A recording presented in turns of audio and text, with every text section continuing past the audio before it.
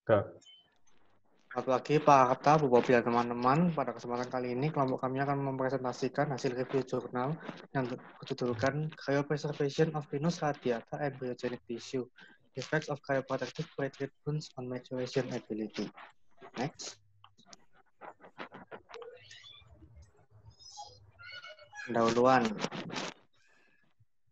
Apa sih cryopreservation itu? Jadi cryopreservation itu adalah teknik penyimpanan jaringan pada suhu sangat rendah, umumnya minus 196 derajat Celcius, untuk menjaga kelangsungan hidupnya dalam jangka waktu yang lama, dijaga agar tidak mengalami perubahan genetik, dan juga nantinya sel dapat dipulihkan. Kenapa kita melakukan cryopreservation? Yaitu karena dengan teknik ini, sampel bisa disimpan tanpa subkultur sehingga tidak mengalami variasi somaklonal. Juga mencegah terjadinya kontaminasi bakteri atau fungi yang menyebabkan penyakit pada jaringan yang disimpan. Dan juga dapat digunakan untuk semua tipe jaringan tanaman yang punya kemampuan untuk regenerasi. Next.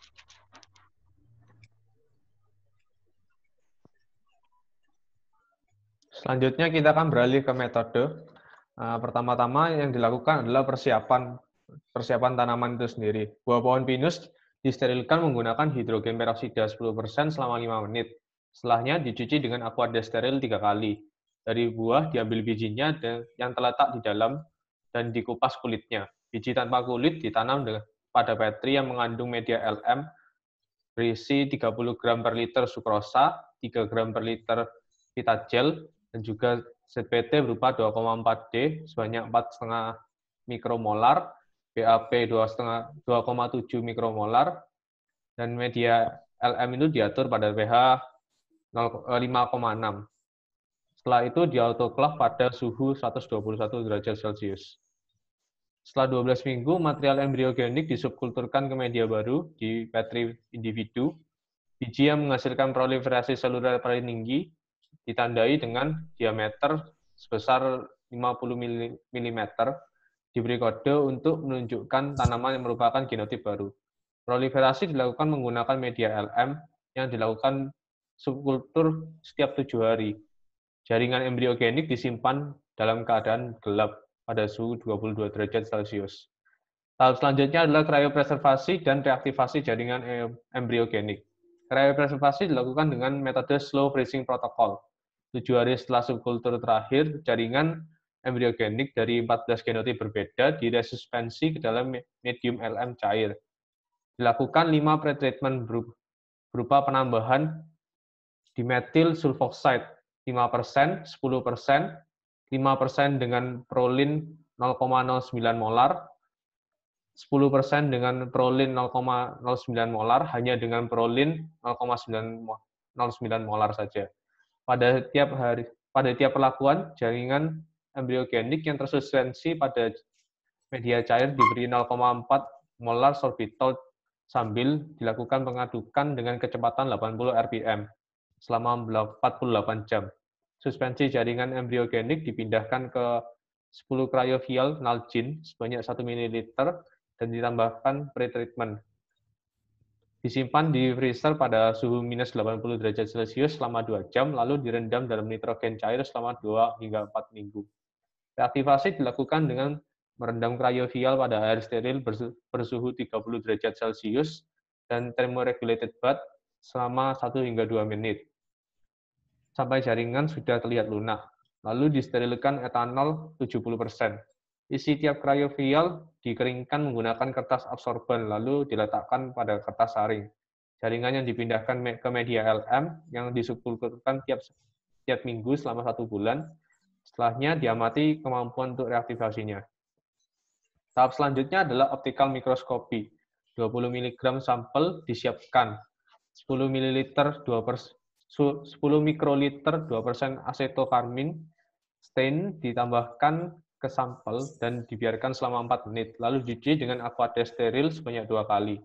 Berikutnya ditambahkan 10 mikroliter 5% Evans Blue stain, diikuti dengan pencucian 2 kali dengan aqua steril. Jaringan yang sudah diwarnai diletakkan di kaca preparat dan ditutupi cover glass, lalu diamati menggunakan mikroskop. Metode berikutnya dilakukan pengamatan dengan mikroskop elektronik di mana sampel difiksasi dalam lautan paraformaldehyda 4% dan 2,5% glutaraldehyda selama 24 jam. Setelah itu dilakukan pencucian dengan buffer fosfat 0,1 molar dan difiksasi lagi dengan 1% osmium tetroksida selama 2 jam. Setelah itu dilakukan lagi pencucian dengan buffer fosfat. Setelah itu dilakukan dehidrasi dengan menggunakan etanol secara bertahap yaitu 30, 50, 70, 80, 90, dan 100% dengan interval 15-30 menit. Setelah itu selesai, baru ditambahkan propilen oksida dan diamati dengan mikroskop elektronik. Metode berikutnya adalah maturasi embrio somatik, di mana jaringan yang didapatkan dipindah ke media LM yang ditambahkan hormon berupa asam absisat sebanyak 90 mikromolar, 60 gram per liter sukrosa, 10 gram per liter vitagel, dan 80 mg jaringan tersebut dipindahkan ke cawan Petri tersebut, di mana jaringan diinkubasi selama 4-5 bulan dalam kondisi gelap pada suhu 22 derajat dan kelembapan 60% sampai embrio mengalami pematangan. Berikutnya dilakukan germinasi embrio somatik, di mana embrio somatik yang terbentuk diambil setelah 4 bulan pematangan, sambil diamati embrio mana yang masih belum matang selama 2-4 minggu untuk memastikan semua embrio sudah matang. Embrio yang sudah matang dipindahkan ke media N55 pulmen yang ditambahkan 20 gram per liter sukrosa, 0,6 gram per liter arang aktif, 4 gram per liter vitagel, serta pH media diatur menjadi 5,8.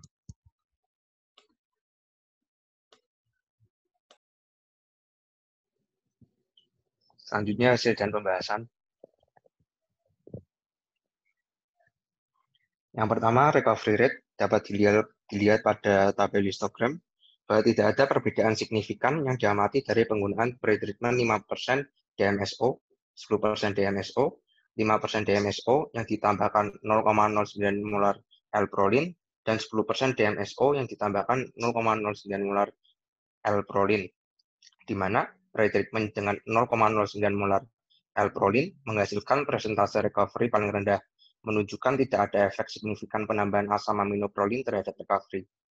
Pre-treatment yang ditambahkan sebelum kriopreservasi menyebabkan penurunan jumlah jaringan embriogenik yang bisa direcover untuk membentuk embrio somatik dibandingkan dengan yang tidak dikriopreservasi. Selanjutnya, ada morphology characterization. Pengamatan menggunakan mikroskop elektronik menunjukkan bahwa sampel yang tidak dikriopreservasi ada kerusakan pada sebagian kecil sel yang tervakuolasi karena manipulasi untuk analisa. Sel meristem berbentuk bulat dan kecil yang berkelompok membentuk klaster yang kompak. Sel tervakuolasi membentuk sel yang memanjang dan tembus pandang. Setelah reaktivasi dari modifikasi sel, didapatkan tidak ada perbedaan antara sampel dengan recovery rendah dan tinggi. Selanjutnya adalah kemampuan maturasi. Dilihat dari tabel histogram, pre-treatment menggunakan 5% DMSO dengan penambahan L-prolin 0,09 molar memberi jumlah embrio matang yang paling banyak dibandingkan dengan pre-treatment yang lain. Kebanyakan sel dapat memulihkan pertumbuhannya kembali setelah dicairkan, namun ada beberapa genotip C, G, dan K yang nggak bisa mengalami recovery dengan pre-treatment 5% DMSO yang ditambahkan prolin 0,09 molar. Terus juga ada genotip N yang bisa mengalami recovery tapi nggak bisa membentuk embrio yang matang. Hal ini menunjukkan kalau genotip tertentu itu merespon terhadap pretreatment untuk preservasi itu dengan berbeda-beda. Berikutnya ada konversi ke tanaman. Pada semua genotip rata-rata terjadi perkecambahan atau germinasi sebesar 85%.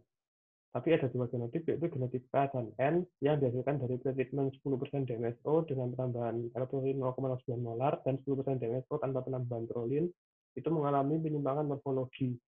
Munculnya penyimpangan itu disebabkan karena efek toksik dari cryoprotectant-nya yang menghasilkan morfologinya akhirnya menyimpang. Genotip yang lain nggak ada yang menghasilkan morfologi yang menyimpang. Kemudian selanjutnya adalah mengenai tanggapan yang kami berikan mengenai jurnal ini.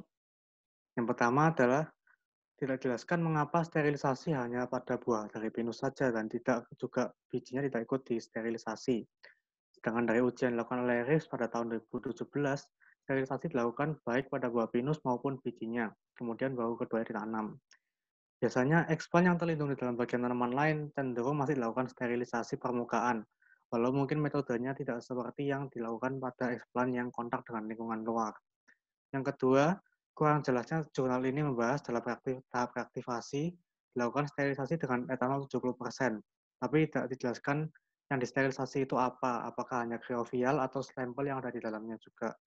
Kemudian tidak dijelaskan mengapa pemberian pretreatment yang sebelum kriopreservasi bisa menyebabkan penurunan jumlah jaringan embryogenik yang mampu direcover untuk membentuk embrio somatik dibandingkan dengan yang tidak dikriopreservasi, hanya sebatas pemaparan hasil saja yang ada di jurnal. Dan juga yang terakhir adalah tidak ada spesifikasi jaringan apa yang dikriopreservasi, hanya diberitahu menggunakan jaringan embryogenik saja. Next. Ya, ini adalah daftar pustaka yang kami gunakan dalam membahas jurnal. Sekian presentasi kami, atas perhatiannya kami ucapkan terima kasih banyak.